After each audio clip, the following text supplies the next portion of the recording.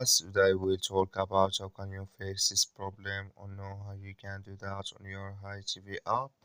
So all you have to do, so you just click here on settings, click on it here. When just click on settings, it's going to show for you list like this here. Then you go down, just keep going down, click here on apps. Come to apps list here, and here you're looking for HiTv app. So or just click here on search, then you add here HiTv app, just click on it here. So then it's going to take you to this list here. Click here on for shop, then you click on OK, then you go down, just click on storage. Come to storage list here, just click on clear cache. Then all you have to do, so you just go to your Play Store, click here on Play Store here. So then here you search for HiTv app, it's going to show for you like this. You will find here, if this click on it, then it's going to work with you.